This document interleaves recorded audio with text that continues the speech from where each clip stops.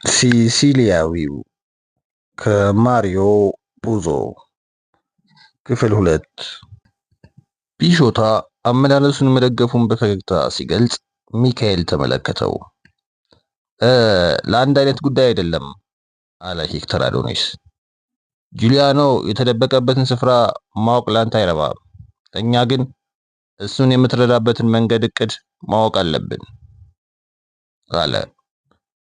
እኔ ስለናንተ እኮ ምንም አላውቅም አለ ሚካኤል በዝግታ።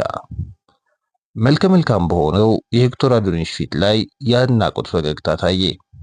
ከዚያም ከወንበር ብድግ ብሎ ይቅርታ አድርግልኝና ቱሪ ትንሽ ልጅ ሳለ አስተማሪው ነበርኩ።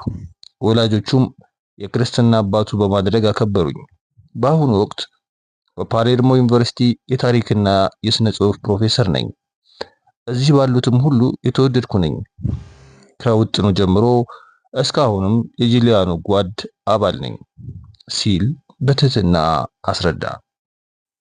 ስቲፋን አንዶሊኒም እኔም የጁሊያኖ ጓድ አባል ነኝ፣ ስሜን ታውቋለህ፣ የአክስትህም ልጅ ነኝ። በተጨማሪም ፍራ ዲያብሎ እባላለሁ አለ። ሚካኤል ሲሰማ የነበረው ዝነኛ ስም ነው። ስሙም ለፊቱ እንደሚስማማው ገመተ። እሱም ቢሆን ተፈላጊ ሆኖ ሳለ ከኢንስፔክተሩ ጎን ቁጭ ብሎ ተመግቧል። ሁሉም ከእርሱ መልስ እየጠበቁ ዝም ብለው ተቀምጠዋል። ሚካኤል እቅዱን የመንገር ፍላጎት ባይኖረውም አንድ መላ መፍጠር እንዳለበት ግን ተገንዝቧል። የጁሊያኖ እናት ትኩር ብለው ይመለከቱታል። ትክ ብሎ እያያቸው በጣም ቀላል ነው አለ። በመጀመሪያ ላስጠነቅቃችሁ የምፈልገው ከ7 ቀናት በላይ መጠበቅ እንደማልችል ነው። ለረጅም ጊዜ ከቤተሰቦቼ ተለይቼ ቆይቻለሁ። አባቴም የራሱ የሆነ ችግር ይፈልገኛል። ወደ ወላጆቼ ለመመለስ ምን ያህል ጉጉ እንደሆን ሁላችሁም ታውቃላችሁ። የቆየሁት አባቴ ልጃችሁን እንድረዳው ስላዘዘኝ ብቻ ነው። ከአባቴ በመልእክተኛ የደረሰኝ መመሪያም ዶን ክሮቼን ተገናኝቼው ወደ ትራፖሊ እንድዘልቅ ሲሆን እዚያም ያገሬው ዶን ቤት እቆያለሁ። ከአሜሪካን የመጡ ባለሙያና የታመኑ ሰዎች እዛ ይጠብቁኛል ካለ በኋላ ጸጥ አለ። ባለሙያ የሚለው ቃል ሲሲሊ ውስጥ ለየት ያለ ትርጉም ያለውና ከፍተኛ ብቃት ላላቸው የማፊያ ነፍሰ ገዳዮች የሚሰጥ እንደሆነ ያውቃል። በመቀጠልም ቱሪ እኔ ዘንድ አንዴ ከደረሰ ምንም አያሰጋውም። ቪላው ራሱ ምሽግ ነው።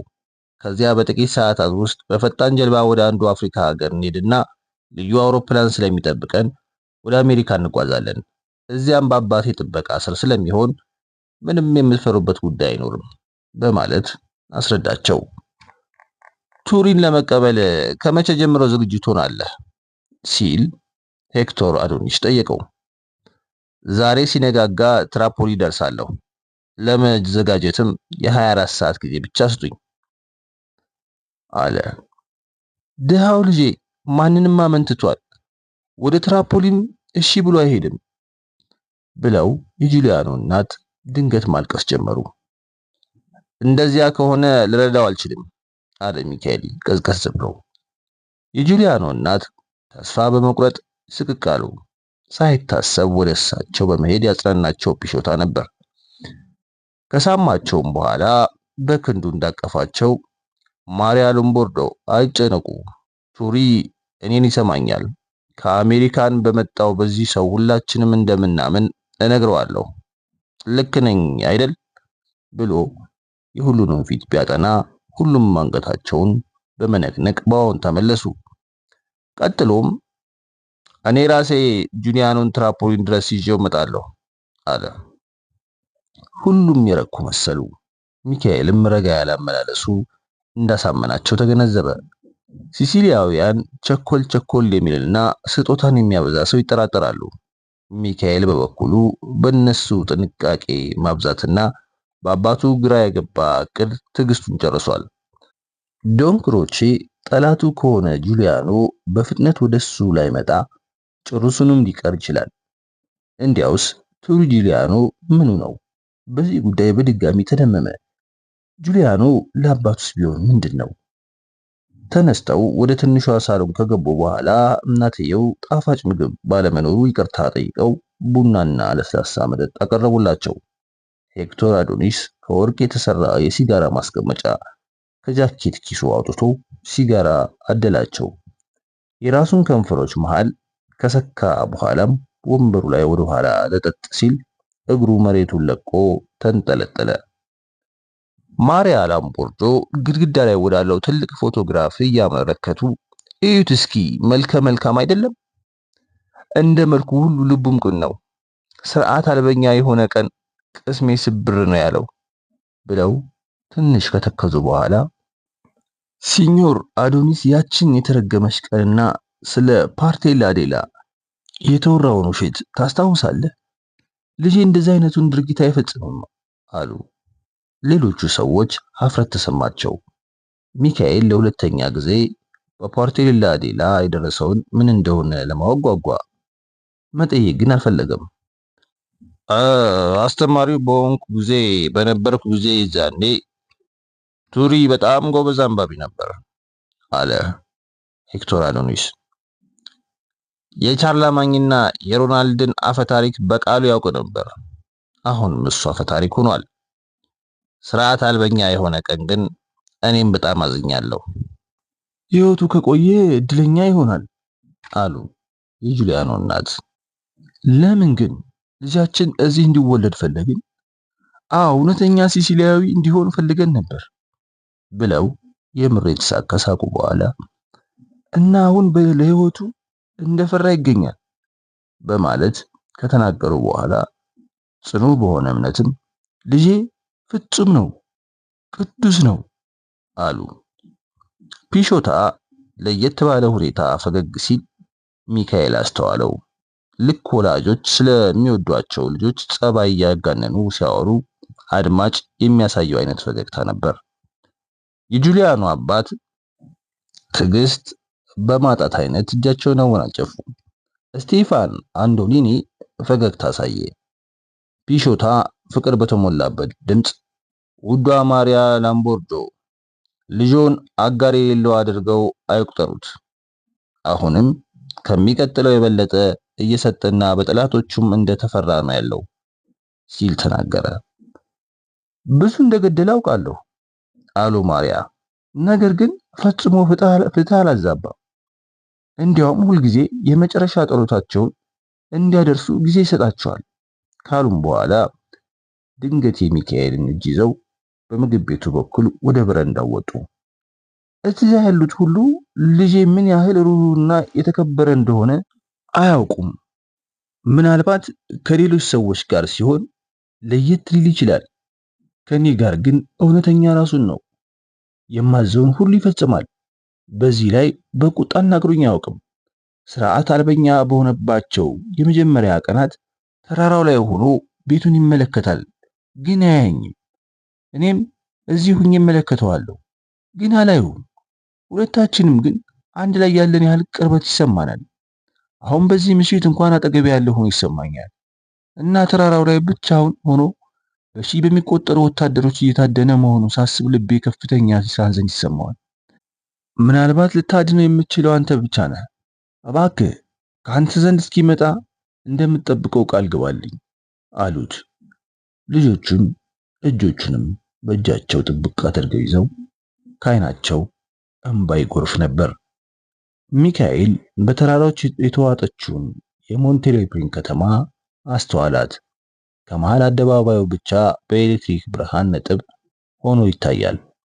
ሰማዩ በኮከቦች የደመቀ ሲሆን የተለመደው የካርብሪዎች ሸካራ ድምፅና የመሳሪያቸውን ንቅናቄ ይሰማል።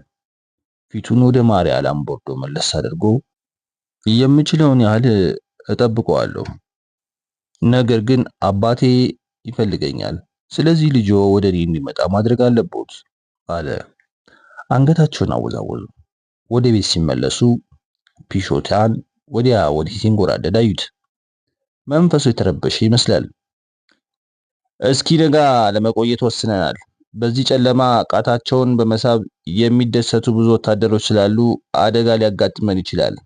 ትቃወማለህ? ሲል ሚካኤልን ጠየቀው። አይ እነሱን ካላስቸገርናቸው አልቃወምም። መልሱን እንዳላስፈላጊ ቆጠሩት። ጁሊያኖ በድብቅ ሊጎበኛቸው ሲመጣ ብዙ ሌሎቶችን ቁጭ ብለው አንግተዋልና ብዙ የሚወያዩባቸው ዝርዝር ጉዳዮችም አሉ። ሁሉም ዘና አሉ። ሄክቶር አዶኒስ ጃኬትና ከረባቱን ያወልቅ እንጂ አሁንም ግርማ ሞገስን ተላብሷል። እናትየው በድጋሚ ቡና አፈሉላቸው። ሚካኤል ስለ ጁሊያኖ የሚያውቁትን ሁሉ እንዲነግሩት ጠየቀ። ወላጆቹ ቱሪ ምንጊዜም ጥሩ ልጅ እንደነበር ተረኩ።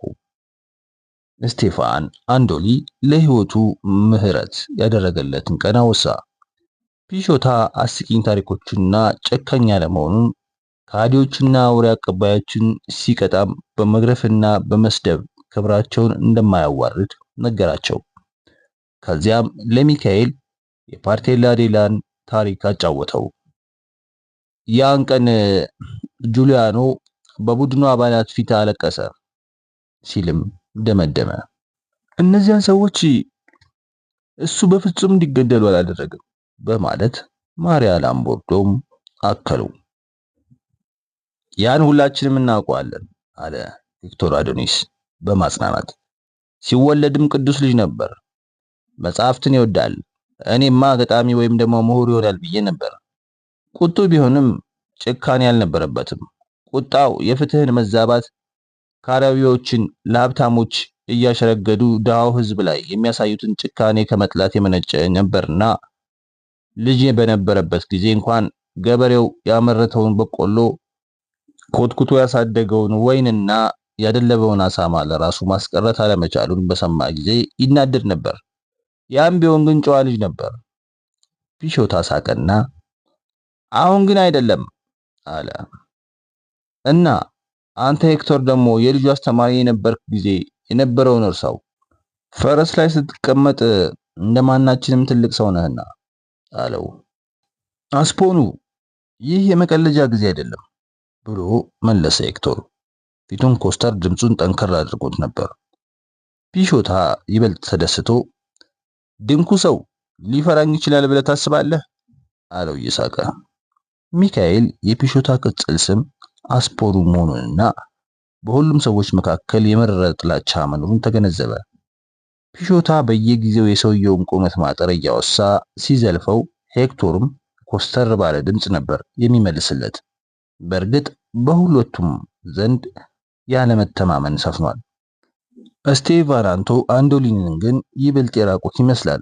የጁሊያኖ እናት ግን ማንንም በሙሉ ልባቸው አያምኑም። ሌሊቱ እየተገባደደ ሲሄድ ሁሉም ጁሊያኖን እንደሚወዱት ግልጽ እየሆነ መጣ። ሚካኤል ሲያሰላስል የነበረው ጉዳይ በመጨረሻ ጠየቀ። በቱሪ ጁሊያኖ የተጻፈ ኑዛዜ እንዳለ ሰምቻለሁ። አሁን ያለው የት ነው?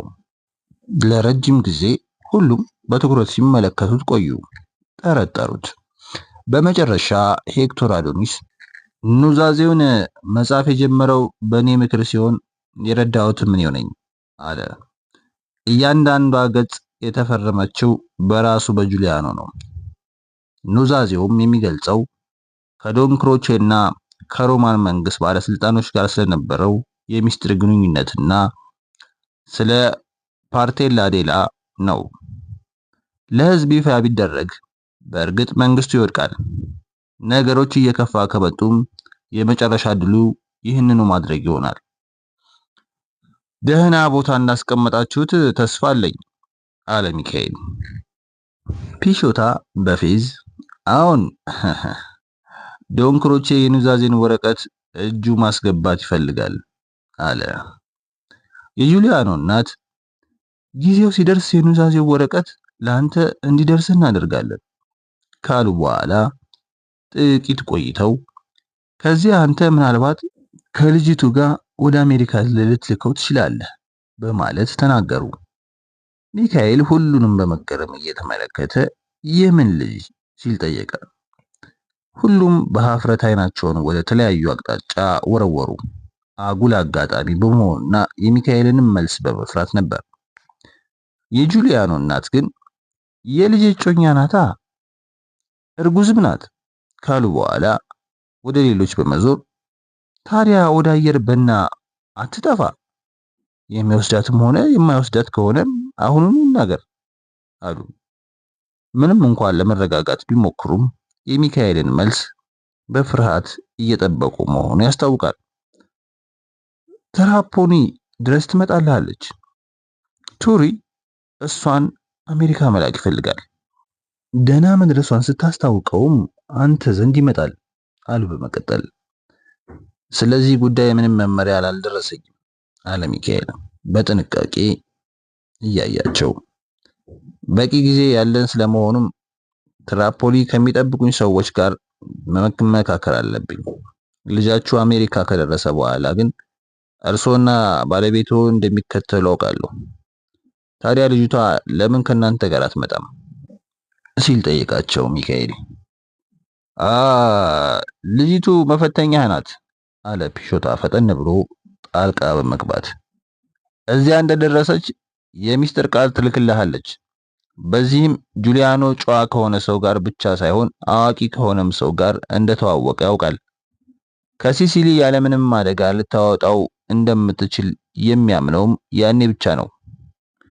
የጁሊያኖ አባት ተናደዱ። አስፖኑ ለአንተም ሆነ ለቱሪዶን ክሮሌዎች ሊረዳን ቃል መግባቱን አስቀድሜ ነግሬያችኋለሁ። አምንበታለሁ አሉ። እነዚህ እኮ የጁሊያኖ ትዕዛዞች ናቸው ሲል ፒሾታ ለስለስ ብሎ መለሰ። ሚካኤል በፍጥነት አሰበና በጣም ጥሩ፣ የማምለጫ መንገዱ የተሳካ እንደሆነ ለመፈተንም ይሆናል አለ። ጁሊያኖን ለማስመለጥ አንድ መንገድ ብቻ የመጠቀም ዓላማ የለውም። ወደ ጁሊያኖ እናት በመዞርም እርሶና ባለቤቶን ከልጅቷ ጋር ልሰዳችሁ እችላለሁ ብሎ ሁለቱንም በጥያቄ መልክ ቢመለከታቸው በእንቢታ ጭንቅላታቸውን ነቀነቁ። ሄክቶር አዶኒስ ማለፊያ ሐሳብ ይመስለኛል አለ። የጁሊያኖ እናት ግን ኮስተር ብለው ልጃችን እዚህ እስካለ ድረስ ሲሲሊን ለቀን አንሄድም ሲሉ የጁሊያኖ አባትም አንገታቸውን በመነቅነቅ መስማማታቸውን ገለጹ። ሚካኤል አስተሳሰባቸው ገባው። ቱሪ ጁሊያኖ ሲሲሊ ውስጥ ከሞተ እነሱ አሜሪካ የመኖር ምኞት የላቸውም። ለቀብሩ እዚሁ መቆየት አለባቸው። ልጅቱ ግን መሄድ ትችላለች። እሷ በፍቅር እንጂ በደም አትተሳሰረውም።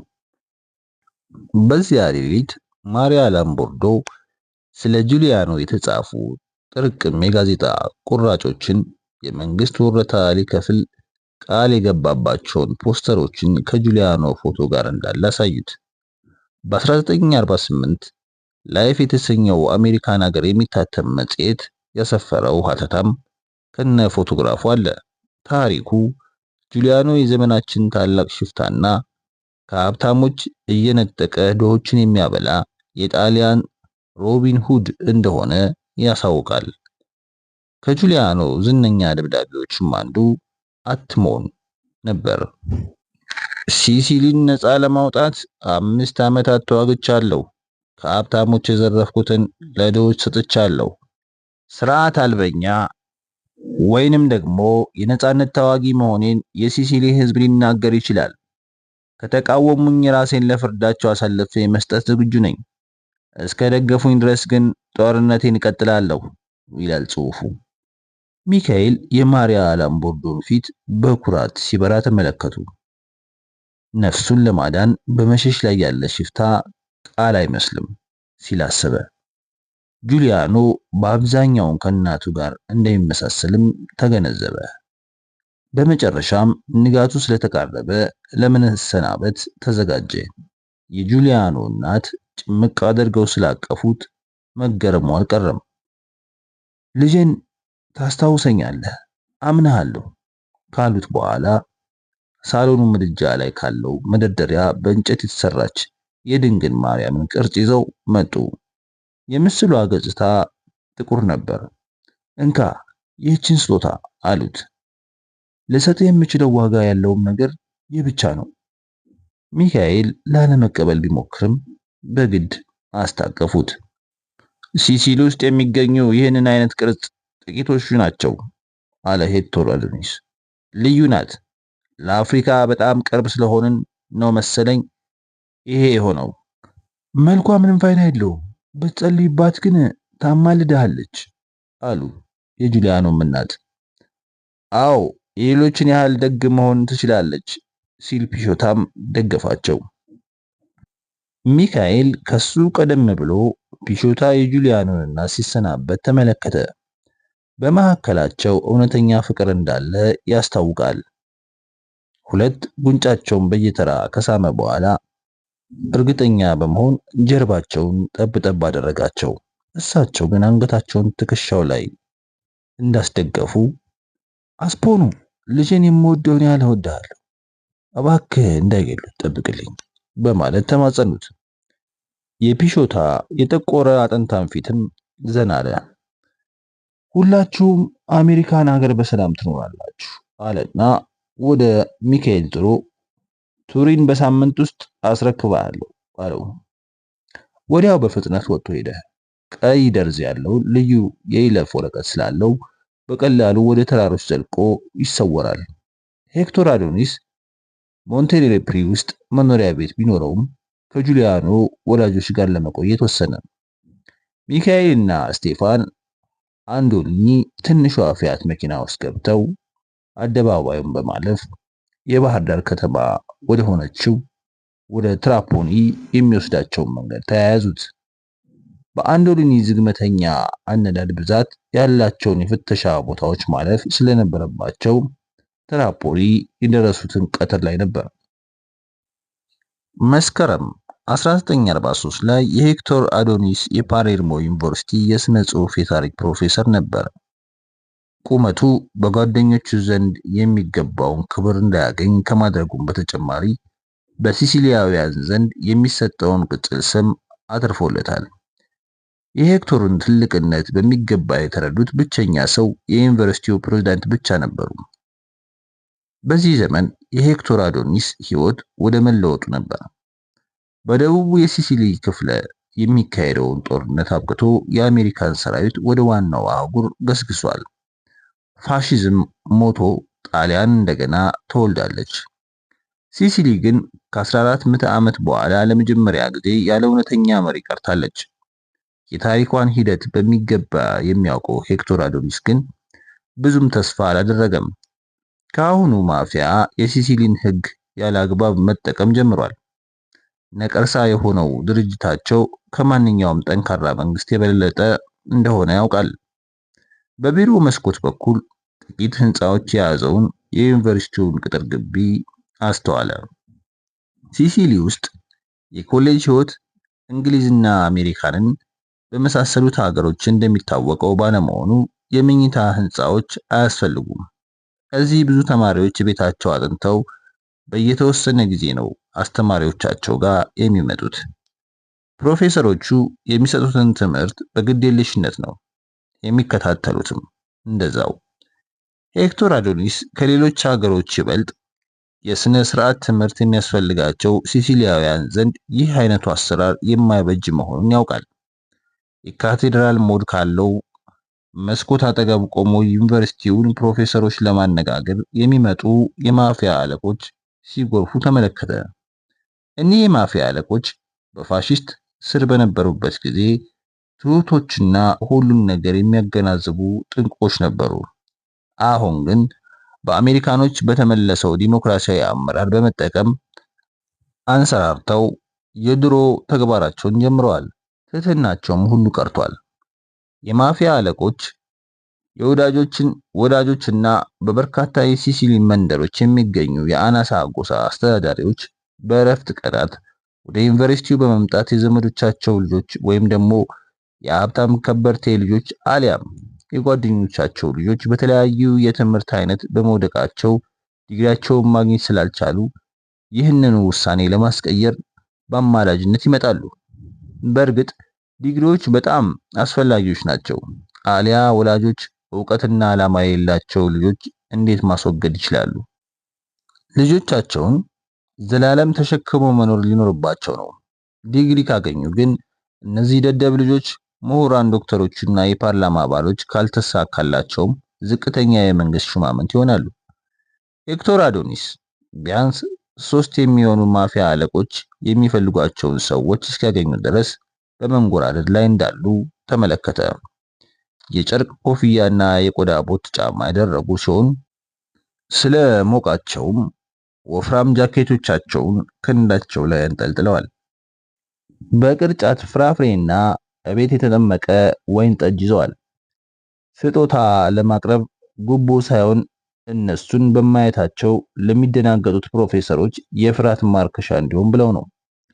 ስጦታውን ባይኖር ብዙዎቹ የዩኒቨርሲቲ ፕሮፌሰሮች ሲሲሊያውያንን ስለሆኑ ልመናውን ውድቅ ማድረግ እንደማይችሉ ያውቃሉ።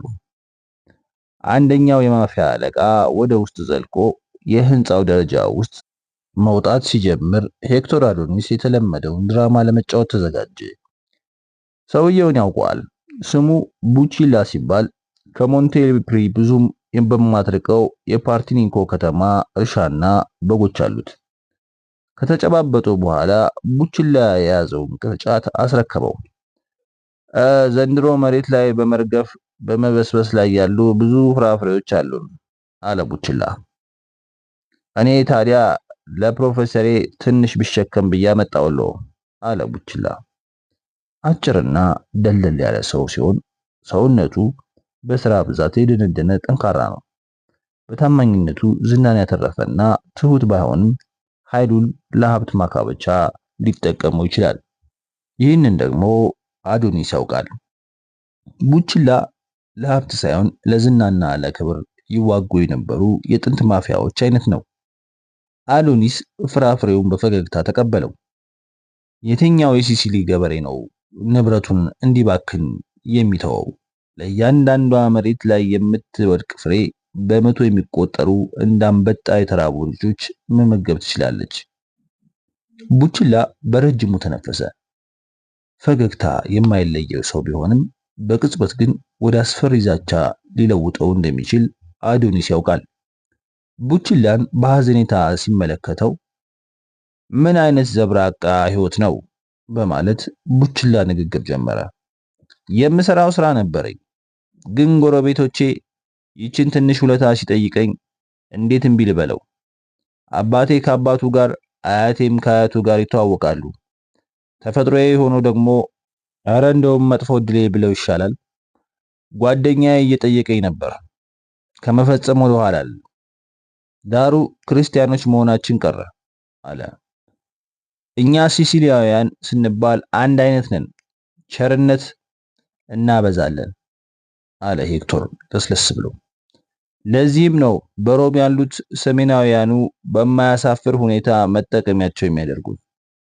ቡቺላ በብልጣብልጥ ፈገግታ አስተዋለው። ምንም ችግር አይኖርም። ይህ ፕሮፌሰር አንድ ቦታ ከወዳጆች አንዱ እንደሆነ ሳይሰማ ይቀር ይሆን? በእርግጥ የፈራ አይመስልም። ከወዳጆች ወዳጅ አንድ ቢሆን ኖሮ ቡቺላ ሳያውቅ ይቀራል። ወዳጆችም መካከል ግን የተለየ ደረጃ አለ። ለማንኛውም ይህ ሰው የሚኖርበትን ዓለም በሚገባ የሚያውቅ ይመስላል። ቡቺላ ፈገግ ብሎ የመጣሁት አንድ ሲሲሊያዊ ሌላውን እንደሚጠይቀው ሁሉ ትንሽ ውለታን ልጠይቅህ ነው። የጎረቤቴ ልጅ በትምህርቱ ወድቋል። ጎረቤቶቼ እንደሚሉት የጣልከው አንተ ነህ። ነገር ግን እኔ ስምህን ስሰማ ጎረቤቴን ማንሲኞር አዶኒስ ብዬ እርሱ በዓለም ላይ ካሉት ጥቂት ሺህ ሰዎች አንዱ ነው። ችግሩን በሚገባ ቢረዳ እንዲህ አይነቱን ርህራሄ የጎደለው ድርጊት አይፈጽምም በማለት መለስኩለት። እናም ችግሩን በሙሉ እንድነግርህ እያለቀሰ ተማጸነኝ። ውጤቱን ቀይረህለት እንጀራ እንደሚያገኝ ዓለም ይገባ ዘንድ እንደምታግዘው ከልብ በመነጨ ትህትና እንድጠይቅህ ላኩኝ አለው። ሄክቶር አዶኒስ ትህትና በተሞላው የአክብሮት ንግግሩ አልተታለለም። አይደረግም ቢለው በአንድ ምሽት በሉፕራ ጠበንጃው ቀን ደብድቦ እንደሚያሳርፈው ያውቃል። በእጁ ፍራፍሬዎቹን እየዳሰሰ አሁን በዚህች አሳዛኝ ምድር ላይ አንድ ወጣት እንዲራም ማድረግ አይኖርብንም። የልጁ ስም ማን ነበር ሲል ጠየቀው። ቡቺላ ሲነግረው ስሙን በሚገባ ቢያስታውሰውም እንኳን መሳቢያውን ከፍቶ መዝገቡን በማውጣት ትንሽ አገላበጠ እና አገኘው። የወደቀው ባለጌ ተማሪ ደደብና ሴሰኛ ሲሆን በኢልዲያና በቬርጋ መካከል እንኳን ያለውን ልዩነት የማያውቅ ተስፋ ቢስ መሃይም ነበር። ሄክቶር አዶኒስ ግን ቡችላን በፈገግታ እያስተዋለው በአንድ ትምህርት ትንሽ ችግር አለበት፣ ሆኖም በቀላሉ ሊስተካከል ይችላል። መጥቶ እንዲያነጋግረኝ አድርግ። በደንብ አዘጋጀውና ሌላ ፈተና ሰጠዋለሁ። በድጋሚ አይወድቅም አለው። ከተጨባበጡ በኋላ ቡችላ ተሰናብቶ ሄደ። ሄክቶርም ጓደኛ እንዳፈራ ገመተ። እነዚህ የማይረቡ ወጣቶች የማይገባቸውን የዩኒቨርሲቲ ዲግሪ ማግኘታቸው ምንን ያመለክታል? በ1943ቷ ኢጣሊያ ዲግሪ ያላቸውን እንደ ሽንት ቤት ወረቀት ሊጠቀሙበት አሊያም ደግሞ ተዋርደው ሌላ ተራ ኑሮ ሊኖሩ ይችላሉ። ከሐሳቡ የገታውና በስጭት ያደረገው የስልኩ ማቃጠል ነበር። የደወሉት የዩኒቨርሲቲው ፕሬዝዳንት ናቸው። ድምጻቸው የሚንቀጠቀጥ ይመስላል። ክቡር ፕሬዝዳንት አዶኒስ፣ ቢሮዬ ድረስ እንድትመጣ ብጠይቅህ ማስቸገር ይኖርብኛል። ዩኒቨርሲቲው ምናልባት አንተ መፍትሄ ልታገኝለት የምትችለው ችግር ገጥሞታል። እጅግ በጣም አስቸኳይ ነው ፕሮፌሰር። ይህ ልምምድ ሄክቶርን አስገረመው። ይህ ደደብ ምን እንዲያደርግለት ፈልጎ ነው? ከፓሌርሞ ካቴድራል እንዲዘለልለት ነው? እሱ ይበልጥ ብቁ ነው፣ ለዚህ 6 ጫማ ቁመት አለውና ሲል በምሬት አሰበ። ወዲያውኑ ደግሞ ለስለስ ብሎ ምናልባት ትንሽ ፍንጭ ቢሰጡኝ መንገድ ላይ እያሰብኩበት እንድመጣ ይረዳኛል አለ። የፕሬዝዳንቱ ድምጽ ዝቅ ብሎ የተከበሩ ዶንክሮቼ ሊጎበኙን እዚህ ድረስ መጥተዋል። የእህታቸው ልጅ እኛ ዘንድ የሕክምና ተማሪ ነበር። መምህሩ ግን ከፕሮግራሙ እንዲሰረዝ ሐሳብ አቅርበዋል። ዶንክሮቼም ጉዳዩን በጥሞና እንድመረምረው ሊለምኑን እዚህ ድረስ መጥተዋል። የሕክምና ክፍል መምህር ግን በውሳኔው ጸንቶ አሻፈረኝ ብሏል አሉ። የቱ ነው ይሄ ጅል? ወጣቱ ዶክተር ኖሬት ነው አሉ ፕሬዝዳንቱ በለሆሳስ። በ5 ደቂቃ ውስጥ ቢሮ ትገኛለሁ ብሎ ሄክቶር ስልኩን ዘጋው። ሄክቶር አዶኒስ ወደ ዋናው ህንጻ ሲያመራ ምንም ማድረግ እንደሚገባ አሰላሰለ። ችግሩ ያለው ፕሬዝዳንቱ ዘንድ አይደለም። እሳቸው ለዚህ አይነቱ ችግር ሲጠሩት የመጀመሪያው አይደለም። ችግሩ ያለው ዶክተር ኖቶሬ ዘንድ ነው። ዶክተሩን በሚገባ ያውቀዋል። እጅግ አዋቂ የሆነ የሕክምና አስተማሪ በመሆኑ ሞቱ ለሲሲሊ ታላቅ ጉዳይ ሲሆን ከዩኒቨርሲቲው መቀየሩ ደግሞ ለዩኒቨርሲቲው ኪሳራና ሐዘን ይሆናል። ኖቶሬ ጨዋና ግትር አቋም ያለው ሰው ነው። ምንም ቢሆን ግን ስለ ዶንክሮቼ የሰማ ሰው መሆን አለበት ሲል አሰበ። ከዋናው ህንጻ ፊት ለፊት ረጅም ጥቁር መኪና ቆሟል። አጠገቡም አንድ አይነት ሙሉ ልብስ የለበሱ 2 ሰዎች ቆመዋል። የዶንክሮቼ ጠባቂዎች መሆን አለባቸው። ውጪ እንዲቆዩ የተደረገውም ለፕሬዝዳንቱ ክብር ሲባል ነው። የአዶኒስ በቁመቱ ማጠር መገረማቸውን ተመለከተ። እሱም በበኩሉ አትኩሮ ሲመለከታቸው ግን ደንገጥ አሉ። እንደዚህ አይነት ኩሩሩ ሰው ከወዳጆቹ ወዳጆች አንዱ ሊሆን ይችላል ብለውም ሰጉ። የዩኒቨርሲቲው ፕሬዝዳንት ቢሮ በመጽሐፍት መደርደሪያዎች የተሞላ ነበር። ከአስተዳዳሪ ቢሮ ይልቅ የምሁር ቢሮ ይመስላል። ዶንክሮቼ ቡናውን ይዞ ተቀምጧል። ከአዶኒስ ጋር ከዚህ በፊት ተገናኝተው እንደማያውቁ ሁሉ እንደ አዲስ ተዋወቁ። ፕሬዝዳንቱም መተዋወቃቸውን ቢያውቁም ለዶክተር ኖቶሬ ሲሉ የማስተዋወቁን ኃላፊነት ራሳቸው ወሰዱ። ፕሬዝዳንቱ የዩኒቨርሲቲው ረጅም ሰው ሲሆኑ አዶኒስ ደግሞ አጭሩ ነበር። ሁለቱም እንደተቀመጡ ፕሬዝዳንቱ ትንሽ ያልተስማማንበት ጉዳይ አለ ብለው ጀመሩ። ዶክተር ኖቶሬ የተቃውሞ መልስ አሳየ። ዶንክሮቼ ግን በመስማማት አንገታቸውን ወዘወዙ። ፕሬዝዳንቱ ንግግራቸውን በመቀጠልም ዶክተር ለመሆን የሚፈልግ የዶንክሮቼ እህት ልጅ እኛ ዘንድ አለ። ፕሮፌሰር ኖቶሬ ብቃት ስለሌለው ሊሰጠው አይገባም ባይ ነው። በእውነቱ የሚያሳዝን ጉዳይ ነው። ዶንክሮቼ እዚህ ድረስ መጥተው የእህታቸውን ልጅ ጉዳይ በማቅረባቸው ርኅሩህነታቸውን የሚገልጽ በመሆኑና ለዩኒቨርሲቲውም ብዙ አስተዋጽኦ ያደረጉ ሰው በመሆናቸው አንድ መፍትሄ ብንፈልግላቸው ይበጃል አሉ። ዶንክሮቼ እኔ ያልተማርኩ ሰው ነኝ። የሥራው ዓለም አልተሳካለትም የሚለኝ አንድም ሰው ግን የለም ብሎ ጸጥ አለ። ሄክቶር አዶኒስ ሚኒስትሮችን በጉቦ የሚገዛ ሞትን የሚያዝና የፋብሪካና የሱቅ ባለቤቶች ላይ ሽብር የሚነዛ ሰው ማንበብና መጻፍ አያስፈልገውም አለ በልቡ። ጆን በመቀጠልም እኔ ይህንን ሁሉ ያገኘሁት ከልምድ ነው። የእህቴ ልጅስ ይሄ እንዴት ይሳነዋል? ከስሙ መጀመሪያ ላይ ዶክተር የሚል ቅጽል ካልተጨመረለት እህቴ ከፍተኛ ሐዘን ላይ ትወድቃለች አለ። ዶክተር ኖቶሪ ግን በበኩሌ አቋሜን አልለውጥም ሲል በድጋሚ አገነገነ። ምን ይጎድልሃል? አለ ዶን ክሮቼ። ልጁን እንዲሁ በሰራዊቱ ውስጥ እንዲያገለግል አሊያም ደግሞ በእድሜ የገፋ ሰዎችን እንዲያከም ማድረግ እችላለሁ። በጣም ተጫዋች ልጅ ስለሆነም አረጋውያኑን ያስደስታቸዋል። እጃቸውንም ይዞ ችግራቸውን ካዳመጣቸውም ይበቃቸዋል። እንዴ ምን ትልቅ ውለታ ጠየቅኩ? እዚህ ያሉ ትንሽ ወረቀቶች እኮ ማገላበጥ ብቻ ነው። ብሎም ክፍል ውስጥ ያሉትን መደርደሪያዎች በአይኑ ገረፍ አደረጋቸው። ሄክቶር አዶኒስ ይህ ትህትና የአደጋ ምልክት መሆኑን ገብቶታል። ለዶን ክሮቼ እንደሆነ ሁሉም ነገር ቀላል ነው። ለአነስተኛ የጉበት በሽታው እንኳን ስዊዘርላንድ ሄዶ መታከም የሚችል ሰው ነው።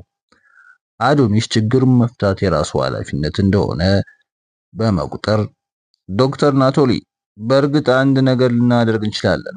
ለምሳሌ በበጎ አድራጎት ሆስፒታል ተጨማሪ ልምምድ እንዲያደርግ አለ። የዶክተር ኖቶሪ ትውልዱ ፓሌርሞ ቢሆንም ሲሲሊያዊ አይመስልም። በእንዲህ አይነቱ ጊዜ እውነተኛ ሲሲሊያዊ ላይ ሊታይ የማይገባ ብስጭት ፊቱ ላይ ተነበበ። ፕሮፌሰር አዶኒስ ያልገባውት ጉዳይ አለ። ይህ ልጅ ወጣት የቀዶ ጥገና ሐኪም መሆን ነው የሚፈልገው አለ። አዶኒስ ማርያም አውጪኝ ሲል በልቡ ጸለየ። ይህ በእርግጥ በጣም አስቸጋሪ ጉዳይ ነው። ሁሉም በድንጋጤ ተውጠው ጸጥ እንዳሉም ዶክተር ኖቶሪ ቀጠለ። የእህቶ ልጅ ስለ ሰውነት ብልቶች የሚያውቀው ነገር የለም። በሬሳ ላይ እንኳን ቀዶ ጥገና ሲያደርግ ልክ የበግ ብልት እንደሚቆራረጥ ሁሉ ይከታተፈዋል። በዚህ ላይ ብዙ የትምህርት ክፍለ ጊዜዎችን አልተከታተለም። የመመረቂያ ወረቀቱንም አላዘጋጀም። ቀዶ ጥገና ሲገባ ልክ ዳንስ ቤት የገባ ይመስሏል። በእርግጥ ተግባቢ ልጅ እንደሆነ አውቃለሁ። ግን አሁን የማወራው አንድ ቀን የሰላ መሳሪያ ይዞ የሰው አካልን ለመቅደድ ስለሚዘጋጅ ሰው ነው። ዶን ክሮቼ ምን እያሰበ እንደሆነ ሄክቶር ተገነዘበ። ልጁ ምን ደካማ ቢሆን ማን ይገደዋል እያለ ነው። ይህ የቤተሰቡ ክብር ጉዳይ ነው። ልጁ ወደቀ ማለት የቤተሰቡ ክብር ተነካ ማለት ነው። ምንም ያህል ደካማ የቀዶ ጥገና ሐኪም ቢሆንም የዶን ክሮቼን ቅጥረኞች ያህል እንኳን አይገድልም። በተጨማሪም ዶክተር ኖቶሪ የልጁ የቀዶ ጥገና ሐኪምም ባይሆን ዶክተር መባሉን ብቻ ተቀብሎ መሄድን እንደሚፈልግ ካነጋገሩ አልተረዳለትም። ስለዚህም ሄክቶር ፈጠን ብሎ ክቡር ዶን ክሮቼ፣ እኛ መገፋፋታችን ከቀጠልን ዶክተር ኖቶሪ ፍላጎቶን እንደሚፈጽሙ እርግጠኛ ነኝ። የእህቶ ልጅ ግን የቀዶ ጥገና ሐኪም መሆን ስለምንድን ነው የፈለገው? እርሶ እንዳሉት በጣም ተግባቢ ነው። የቀዶ ጥገና ሐኪሞች ግን ፍጥረታቸው ጨካኝ ነው። ሲሲሊ ውስጥ ደግሞ በፈቃደኝነት የሚቀደድ ማን አለ? በተጨማሪም እኛ ብናሳልፈውም እንኳ ሮም ሄዶ ልምምድ ማድረግ አለበት። ሮማውያን ደግሞ አንድ ሲሲሊያዊ ለማጥላላት የሆነ ሰበብ መፍጠር ልማዳቸው ነው። ይህ ለእህቶ ልጅ አይበጀው። ስለዚህ እኔ አስታራቂ ሐሳብ ላቅርብ አለ። ዶክተር ኖቶሪ ምንም አይነት እርቅ እንደማያስፈልግ ሲያጉተመትሙ የእንሽላሊት አይን የመሰሉትን የዶን ክሮቼ አይኖች በንዴት ተንቀለቀሉ። ዶክተር ኖቶሪ ወዲያውኑ ጸጥ ሲልም ሄክቶር አዶኒስ ቀጠለ። የእህቶ ልጅ የቀዶ ጥገና ሐኪም ሳይሆን ዶክተር ለመሆን የሚያበቃውን ማለፊያ ነጥብ እንሰጠውና የቀዶ ጥገና ሐኪም ለመሆን የማያበቃው ሩህሩህ ልብ አለው ብለን እናልፈዋለን አለ። ዶን ክሮቼ እጁን በሰፊው ዘረጋ። ከንፈሩ በፈገግታ እንደተፈለቀቀም በቀና አስተሳሰብህና በምክንያታዊ አቀራረብህ ረድተኸኛል። ይሁንና የቀዶ ጥገና ሐኪምም ባይሆን ዶክተር በመባሉ እህቴ ልትረካ ይገባታል ካለ በኋላ ለመሄድ ተዘጋጀ። የዩኒቨርሲቲው ፕሬዝዳንት እስከ መኪናው ድረስ ሸኙት። ነገር ግን ከመውጣቱ በፊት ዶን ክሮቼ ዶክተር ኖቶሪን እንዴት እንዳስተዋለው ሁሉም አይተዋል። ርቆ ከሄደ በኋላ ሄክቶር አዶኒስ ወደ ዶክተር ኖቶሪ ፊቱን መልሶ ከእንግዲህ ዩኒቨርሲቲውን ለቀህ ወደ ሮም መሄድ ይኖርብሃል አለው። አብደሃል እንዴ? አለ ዶክተር ኖቶሪ በንዴት። ያንተንም ያህል ባይሆን አብጃለሁ። ዛሬ ማታ አራት ልጋብዝህና ሲሲሊያችንን እንደምን ገነት እንዳልሆነች አስረዳሃለሁ አለ። ሄክቶር አዶኒስ ዩኒቨርሲቲውን መልቀቅ ያለብኝ ግን ለምንድን ነው? ለዶን ክሮቼ አይሆንም የሚል ቃል ስለመለስኩ ነው። አዎ አይሆንም የሚል ቃል ስለመለስክ ነዋ። ሲሲሊ ለሁለታቸው የምትበቃ ሀገር አይደለችም አለ እሱም ገነን አድርጎ። ዶክተር ኖቶሪ ጮክ ብሎ ግን እኮ የሚፈልገውን አግኝቷል። የእህቱ ልጅ ዶክተር ሆኖለታል። አንተና ፕሬዝዳንቱ አጽድቃችሁ ምን ሌላ አለ በንዴት። አንተ ግን አላጸደቅከውም። እኛ ይህንን ያደረግነው ያንተን ህይወት ለማዳን ነበር። ነገር ግን አሁንም በክፉ አይኑ መርዟል። በዛን ቀን ምሽት አዶኒስ ዶክተር ኖቶሪና 6 ፕሮፌሰሮች ፓሌርሞ ከሚገኘው ምርጥ ሆቴሎች በአንዱ ጋበዛቸው። ሁሉም በዚያች ዕለት በተከበሩ ሰዎች ተጎብኝተዋል። የወደቁ ተማሪዎችን ውጤት ለመለወጥም ተስማምተዋል። ዶክተር ኖቶሪ እያንዳንዳቸውን ገጠመኝ ካዳመጠ በኋላ በሕክምና ትምህርት ግን እንዲህ አይነቱ ሽፍት ሊደረግ እንደማይገባው በተደጋጋሚ ያስረዳል። ግብዣው ማብቂያ ላይ ሁሉም ዶክተር ኖቶሪን ዩኒቨርሲቲውን እንዲለቅ ሐሳብ አቀረቡ። አንዳንዶቹም ብራዚል ውስጥ ጥሩ ሐኪም ፊኛን በማከም ብቻ እንኳን ወፍራም ገቢ ሊያገኝ እንደሚችል አረጋገጡለት። አዶኒስ በሰላም እንቅልፉን ሲለጥጥ አደረ። ነገር ግን ጠዋት አስቸኳይ የስልክ ጥሪ ከሞንቴሌፕሪ ደረሰው። ዕውቀቱን ያዳበረለትና በጨዋነቱ የሚተማመንበት የክርስትና ልጁ ቱሪ ጁሊያኖ ፖሊስ መግደሉ ተነገረው።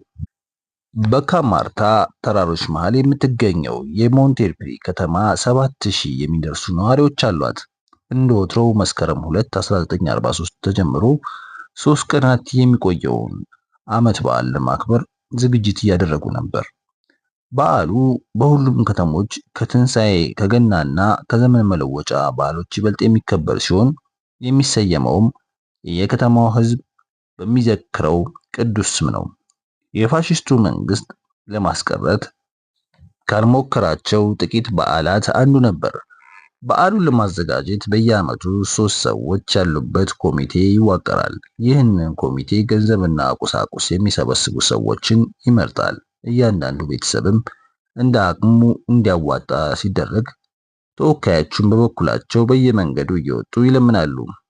የበዓሉ ቀን ሲቃረብ ኮሚቴው በተሰበሰበው ገንዘብ የሙዚቃ ባንዶችን፣ አስቂኝ ሰዎችንና ለ3 ቀናት የሚካሄዱ የፈረስ እሽቅድድሞሽን ውድድሮችን ያዘጋጃል። ከድህነት የተራቆታቸውንም ከተማ ደመቅ ለማድረግ ቤተክርስቲያኖችና መንገዶች እንዲያጌጡ ሲደረግ በሽቦ ወይም ደግሞ በገመድ እየተንቀሳቀሱ ትርኢት ማሳየት የሚችሉ አሻንጉሊቶችን የሚያጫውቱ ሰዎችም ይቀጠራሉ። ምግብ ሻጮችም የችርቻሮ ሳጥኖቻቸውን በየመንገዱ ያቆማሉ። የሞንቴሌፕሪ ነዋሪዎች በዚህ በዓል ላይ ለጋብቻ የደረሱ ሴት ልጆቻቸውን ያሳያሉ። ከፓሌርሞ የሚመጡ ሴተኛ አዳሪዎችም በከተማዋ ዳርቻ ነጭ፣ ቀይና አረንጓዴ መስመሮች ባሏቸው የሚያማምሩ ድንኳኖች ውስጥ ይሰፍራሉ። ታዋቂው ሰባኪም የዕለቱን ትምህርት እንዲያካሂድ ይቀጠራል። በሦስተኛው ቀን ታቦቱ በከተማው ሕዝብ በፈረሶች፣ በበቅሎች፣ በሳማዎችና በአህዮች ሳይቀር ታጅቦ በከተማው አውራ ጎዳናዎች ላይ ይተማል። ከታቦቱ በላይ በቅዱሱ ምስል ስር ሳንቲሞች፣ ጣፋጭ ምግቦች፣ የሳጥራ ሽፋን ያላቸው ትልቅ የወይን ጠርሙሶችና አበቦችም በብዛት መታየታቸው የማይቀር ነው። ሦስቱም ቀናት ለሕዝቡ ዕለተ ስብሃት ናቸው። ቀሪውን የዓመት ክፍል በረሃብ ቢያሳልፉም እንኳን ደንታ የላቸውም። ቅዱሳቸውን በታላቅ ደስታ በሚዘክሩባቸው በዚች አደባባይ ጉልበታቸውን በቀን 100 ሊሬ ብቻ እየተከፈላቸው በሀብታም ባለመሬቶች ሲበዘበዙ ኖረዋል። ቱሪ ጁሊያኖ የበዓሉ መክፈቻ በሆነው የታምረኛው በቅሎና በከተማው ትልቅ የሚባሉ አህያ መካከል በሚደረገው የስሪያ ትርኢት ላይ እንዲሳተፍ ተመርጦ ነበር።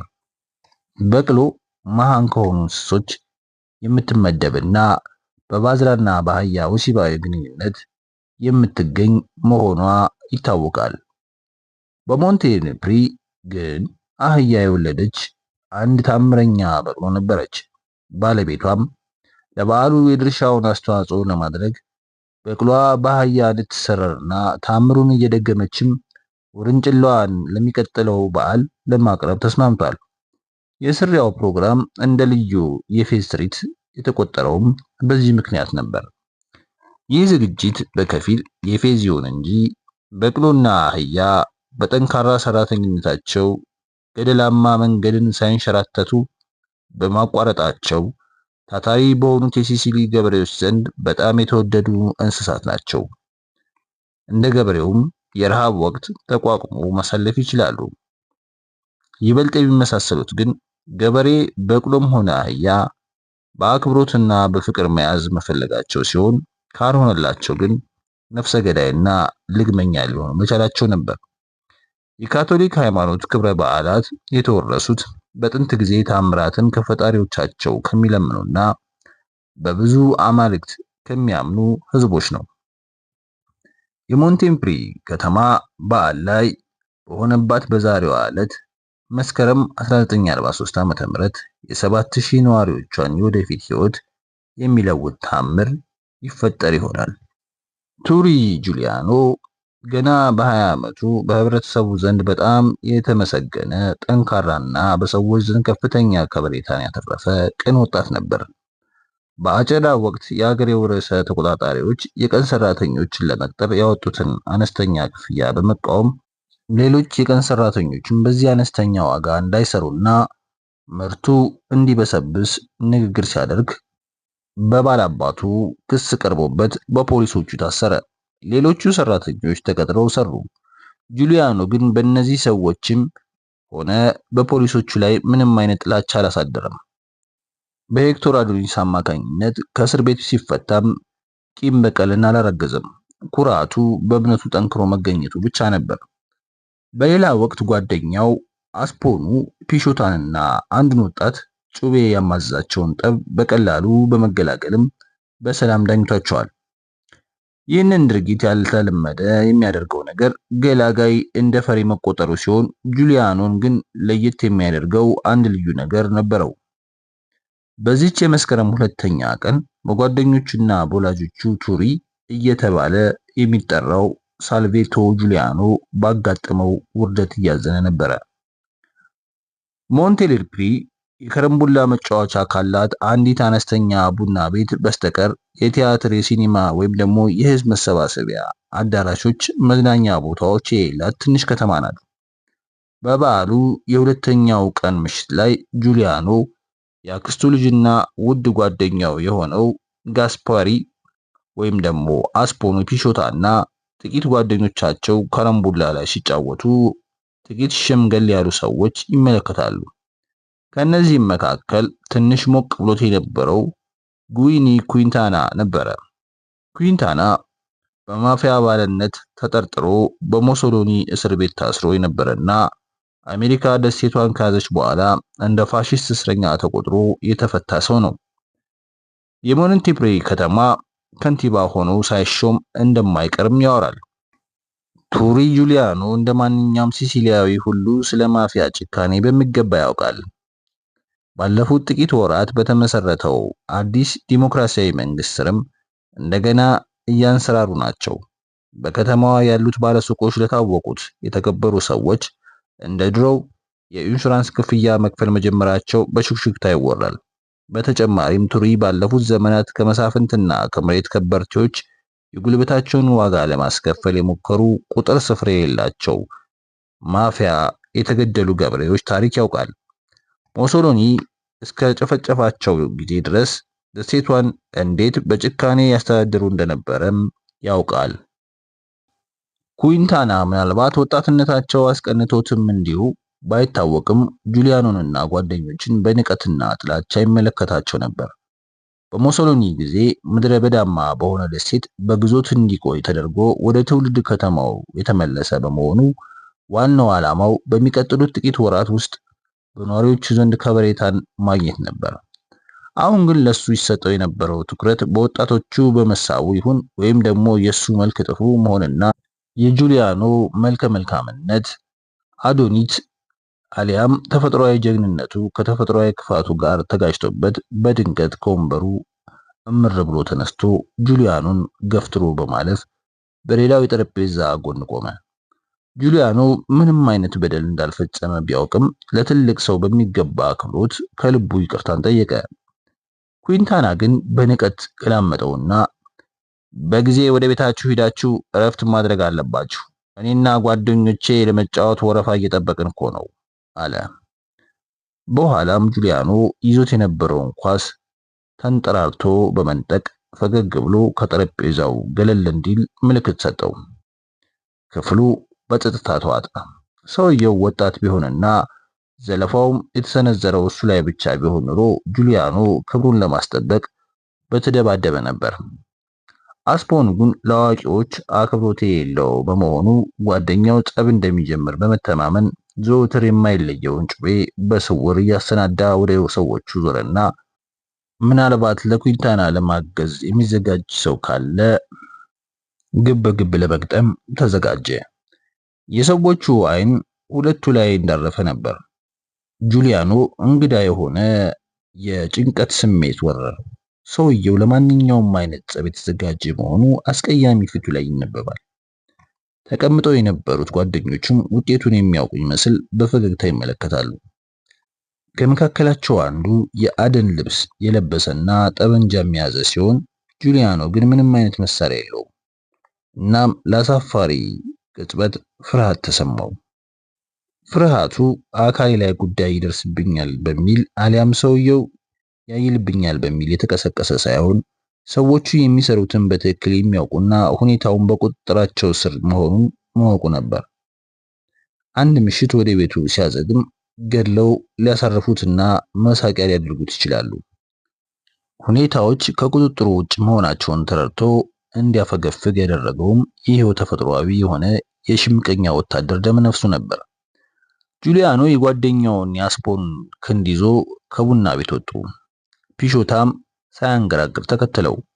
ጓደኛው በቀላሉ ጸቡን ማስወገዱ ቢደንቀውም ከፍርሃት የተነሳ ግን አልመሰለውም። ቱሪን ያውቀዋል። ረብ የለሽ በሆነ ትንሽ ነገር ተጋጭቶ ሰው መጉዳት አይፈልግም። የቪያ ቤላን መንገድ ይዘው ወደ ቤታቸው ሲጓዙ የከረምቡላ ኳሶቹም ድምጽ ወደ ኋላ ቀረ። ቱሪ እንቅልፍ ባይኑ አልዞራለ። በእርግጥ ያን መልከ ጥፉ ሰው ፈርቶታል። ጓደኞቹስ ቢሆኑ ሳይስቁበት ይቀራሉ? ውድ ጓደኛውና ያክስቱ ልጅ አስፖኖስ ቢሆን ስለሱ ምን ያስባሉ? ከሞንቴሌፕሪ ወጣቶች በጥንካሬውና በድፍረቱ የታወቀው ቱሪ ጁሊያኖ እውነተኛ ወንድ በገጠመው ጊዜ አፈገፈገ ሊባል ነው? ግን እኮ ፋይዳ ያለሽ በሆነ ትንሽ ነገር ቢጀምር ጠብ ቤተሰቡን ሁሉን ነገር በበቀል ሊያፋጅ ይችላል ሲል አሰበ። ይህ ጸብ የከረረ ሊሆን ይችል ነበር። ያስፈራውም ጉዳይ የሰዎቹ ከወዳጆቹ ወዳጅ ጋር መሆናቸውም ጭምር መሆኑን በመጨረሻ ተገነዘበ። ጠዋት ከእንቅልፉ ሲነቃ ፊቱ አባብጦና ባለፈው ምሽትም በደረሰበት ሽንፈት ክብሩ የሚነካ ስለመሰለው አዝኖ ነበር። ሁኔታው አንዳንዴም ያስገርመዋል። እንደ ብዙ ወጣቶች ጀግና መባልን ይፈልጋል። በሌሎቹ የጣሊያን ግዛቶች የሚኖር ቢሆን ኖሮ ገና ድሮ ወታደር በሆነ ነበር። ነገር ግን እንደ ማንኛውም ሲሲሊያዊ ይህን ሙያ አይወደውም። የክርስትና አባቱ ሄክቶር አዶኒስም ለብሔራዊ ውትድርና እንዳይጠራ አድርጎታል። ሲሲሊ በጣሊያንም ሆኖ የምትተዳደር ብትሆን እንኳን እውነተኛ ሲሲሊያዊ ግን ራሱን እንደ ጣሊያናዊ አይቆጥርም። የጣሊያን መንግስትም ቢሆን በጦርነቱ መጨረሻ ሲሲሊያውያንን ለውትድርናው ግልጋሎት እጅግም አልፈለጋቸውም ነበር። ምክንያቱም ሲሲሊያውያን አሜሪካን ሀገር ብዙ ዘመዶች አሏቸው። በተፈጥሯቸውም ወንጀለኞች፣ ለዘመናዊ ጦር ትምህርት የማይመቹና ሽብር ፈጣሪዎች ስለሆኑ ነበር። ጁሊያኖ ወደ መንገዱ እንደወጣ በአየር ሁኔታው መጽራራት ጀመረ።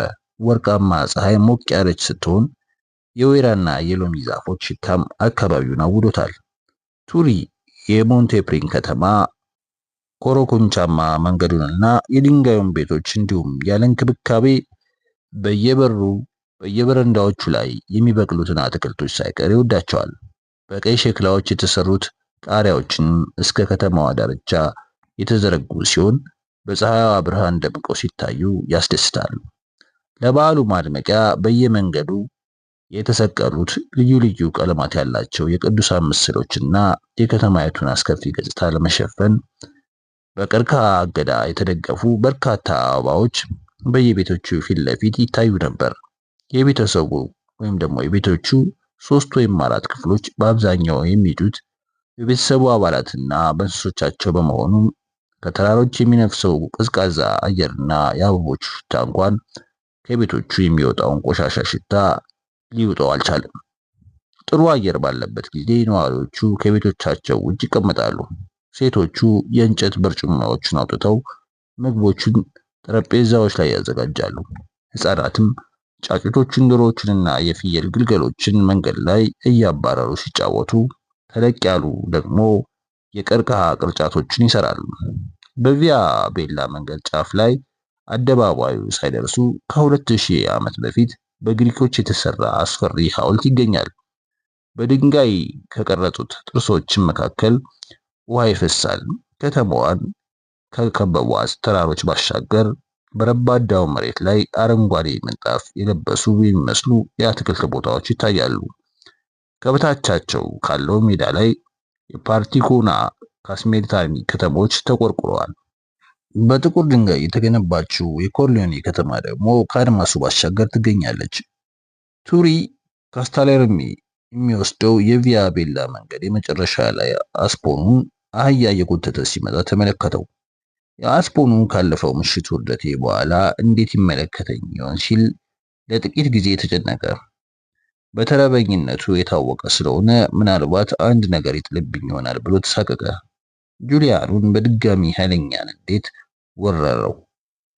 ለወደፊቱም ግን ዝግጁ ሆኖ እንደሚገኝ ለራሱ ቃል ገባ። ፈሪ እንዳልሆነ ማሳየት አለበት። የማታው ሁኔታ ልዩ ሆኖ በግልጽ ታየው። ከኩዊንታና ጓደኞቹ አንደኛው ጠመንጃ ይዞ ከኋላው ይጠብቀው ነበር። ሰዎቹ ከወዳጆቹ ወገን ስለሆኑ ይበቀሉታል። እሱም የፈራው ይህንን አይነት ሽንፈት ሲሆን መሸነፉም ቁርጥ ነበር። ግና ጠንካሮች ስለነበሩ አይደለም፣ ይበልጥ ጨካኞች በመሆናቸው እንጂ። አስፓልቱ አጠገብ ቆሞ ይህ አህያ እኮ ሁሉንም ነገር ራሱ ማከናወን ስለማይችል ልንረዳው ይገባል አለ እንደ ወትሮ ፈገግ እያለ። ጁሊያኖ ያለፈው ምሽት በመርሳቱ እፎይታ ተሰማው። የሌሎችን ስህተት በጥብቅ የሚከታተለውና ተንኳሹ አስፖኑ ለሱ አክብሮትና ፍቅር ብቻ ስለሚያሳየው ዘወትር በሱ ድርጊት ልቡ እንደተነካ ነው። አህያውን ከኋለኛው እንዳስተካከሉ ወደ ከተማው አደባባይ ሲያመሩ የአህያውን ተልዕኮ የሚያውቁት ሕፃናት በደስታ እየቦረቁ ፊት ለፊታቸው ቀደሙ። በእርግጥም አሰልቺ በሆነ የበጋ ቀን ይህ ሁሉ መዝናኛ ነው። አደባባዩ መሃል 4 ጫማ ከፍታ ያለው በድንጋይ የተገነባች ደልዳላ ቦታ ስላለች ቱሪና አስፖኑ አህያውን እየገፉ የሚያንሸራትተውን ጉብታ ካሳለፉት በኋላ አጠር ያለ የብረት ችካል ላይ በገመድ አሰሩት። ጁሊያኖ የልጅነቱ ማክተሚያ ቀን መሆኑን ባለማወቁ የከበቡትን ሕፃናትና ሁኔታቸውን በደስታ አስተዋለ። ያለፈውን ሌሊት ሐዘን እንኳ ሳይቀር ረሳው። ቀና ብሎ ከበላዩ ገዝፈው የሚታዩትንና ልክ እንደ ቀድሞ መጫወታቸውን ጠንቅቆ የሚያውቃቸውን ተራሮች አስተዋላቸው። ተራሮቹ በርካታ ሰራዊት ሊሸሽጉ የሚችሉ ዋሻዎች አሏቸውና በቋጥኞች የተሞሉ ናቸው። ከእነርሱም በተጨማሪ ቱሪ እያንዳንዱን ቤት፣ እርሻ፣ የጉልበት ሰራተኛና እንዲሁም በዶርማሮችና በሙሮች ተገንብተው የፈራረሱትን ግንቦችን እንዲሁም የግሪክ ቤተ መቅደሶችን ፍርስራሾችን በሚገባ ያውቃል። በሌላ አደባባዩ መግቢያ በኩል አንድ ገበሬ ታምረኛዋን በቅሎ እየጎተተ ብቅ አለ። ካቧቸው ፓፔራ ነው። ፓፔራ ጎረቤቶቹ ላይ የተሳካ የበቀል እርምጃን በመውሰዱ በሞንቴፕሪ ነዋሪዎች ዘንድ የተከበረ ነው። ከጎረቤቱ ጋር በአነስተኛ የወይራ ዛፍ መሬት ሳይስማሙ ይቀሩና ሙግታቸው ከ10 ዓመት በላይ ይቆያል። የተባበሩት የጦር ቃል ኪዳን ሀገሮች ሰራዊት ሲሲሊን ነጻ አውጥቶ ዲሞክራሲያዊ መንግስት ከተቋቋመ በኋላ ግን ጎረቤትየው በሉፓራ ጥይት ሰውነቱ ተነድሎ ይገኛል። ሉፓራ ሲሲሊያውያን ለሰው መግደያነት የሚጠቀሙበት ዝነኛ ጠመንጃ ነው። ወዲያውኑ ፓፔራ ይጠረጠራል። ያንን ዕለት ምሽት ግን ፓፔራ ሆን ብሎ ከካራቢ ፕሪዎች ጋር ይጣላና ሌሊቱን በቤላቦ ካምፕ እስር ቤት ውስጥ ያሳልፋል። ይህ የማፊያ ማንሰራራት ምልክት ነበር። ፓፔራም ከጉይዶ ኩንታና ጋር የጋብቻ ዝምድና ስላለው ጠቡ በማፊያ አማላጅነት እንዲያበቃ መደረጉ ይገመታል። ፓፔራ በቅሎይቱን ከደልዳላው ስፍራ ሲያስጠጋት ሕፃናቱ ስለከበቡት የያዘውን መግረፊያ ከጭንቅላታቸው በላይ ያጮኸ በፈገግታ በትናቸው። አህያው ከበታችሁ የቆመችውን በቅሎ እንዳየና ጠረኗ እንደሸተተው መቅበጥበጥ ጀመረ። ቱሪና አስፖኑም የታሰረበትን ገመድ መፍታት ሲጀምሩ ልጆቹ በደስታ አወኩ። በዚህ ወቅት ፀጉር ቆራጩ ፍሪሽላ ትርኢቱን ለመካፈል መጣ።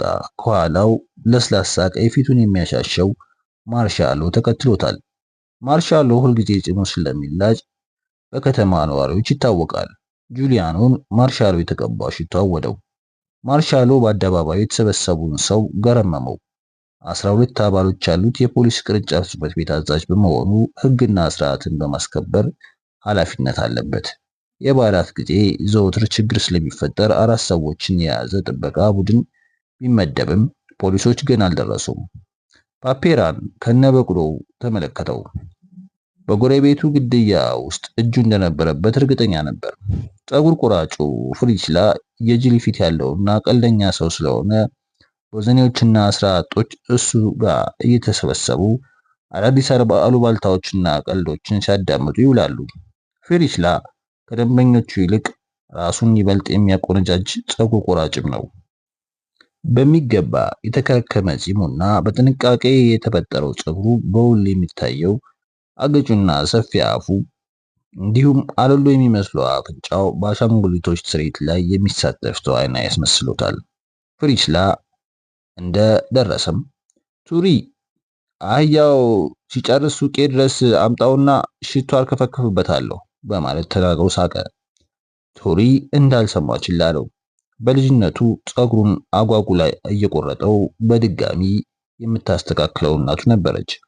አባቱ ግን አሁንም አዳዲስ አሉባልታዎችን ለመስማትና አድማጭ ካገኙም ስለ አሜሪካ ኑሯቸው ለመተረክ ሲሉ አዘውትረው ፍሪችላ ዘንድ ይሄዳሉ። ጁሊያኖ ፍሪችላን ፋሽስት የነበረ በመሆኑና የወዳጆች ሚስጥረኛ በመሆኑም ጭምር አይወደውም።